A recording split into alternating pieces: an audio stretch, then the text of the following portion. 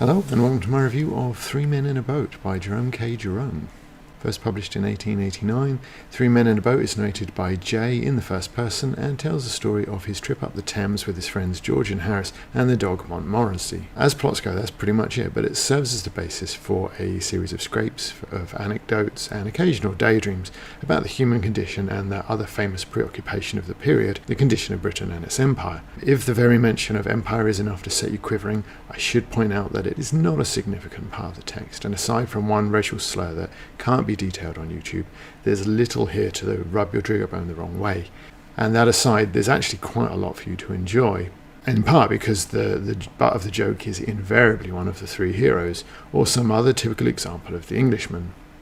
Jay's narrative is generally of the reflective nature, breaking off from the details of the trip to share his thoughts on all kinds of random subjects, usually inspired by the events or the surroundings of that boat trip, such as the weather forecast. I do think of all the silly, irritating tomfoolishness by which we are plagued, this weather forecast fraud is about the most aggravating.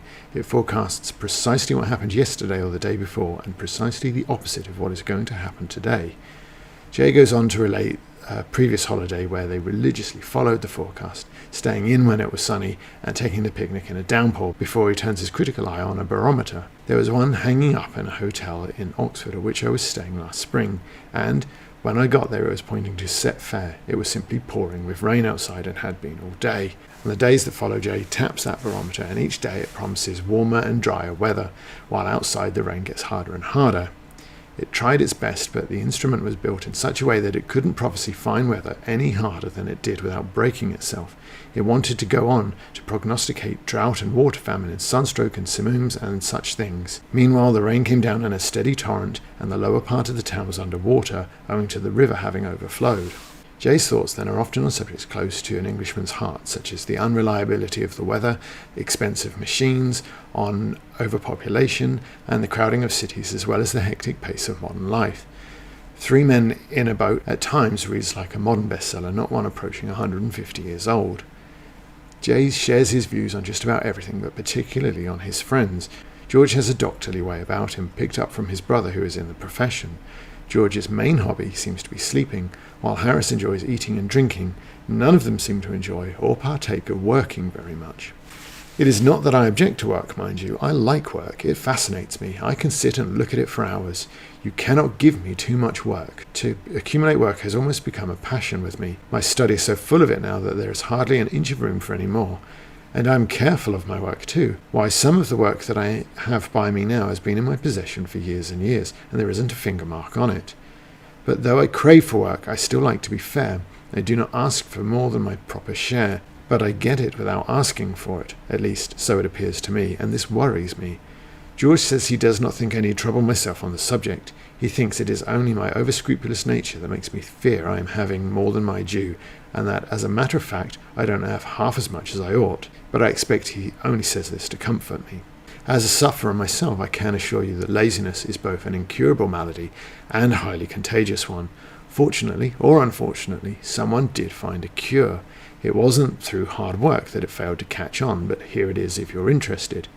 They didn't give me pills, they gave me clumps on the side of the head, and strange as it may appear, those clumps on the head often cured me, for the time being.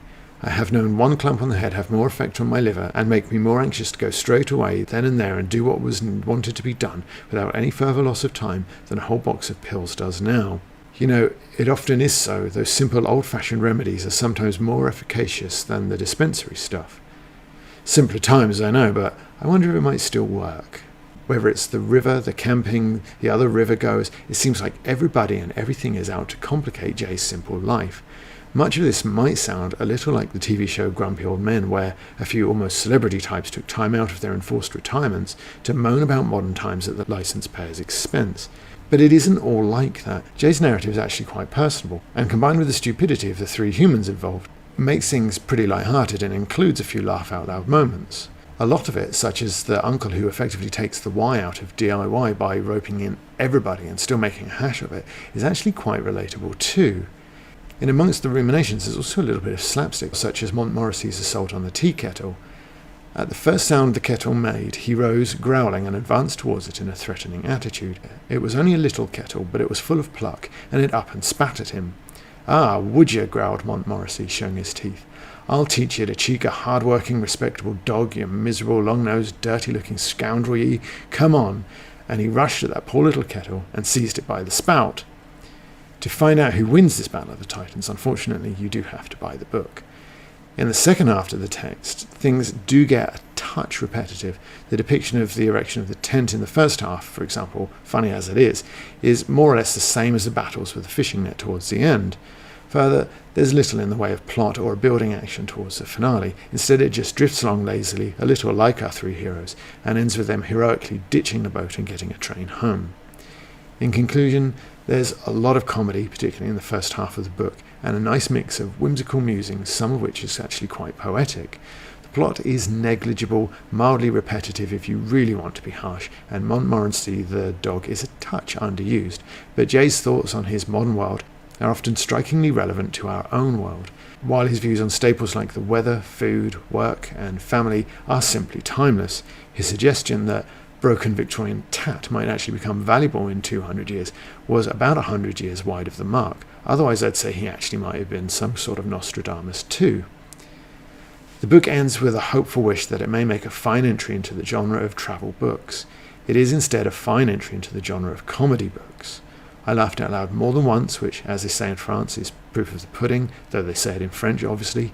3 Men in a Boat is also recommended by Robert Heinlein in Have Space It Will Travel. And if you enjoyed that Robert Heinlein reference, there are plenty more of them in my other videos, so feel free to check them out while you're here. Oh, and liking and subscribing helps me out too, so feel free to do that as well.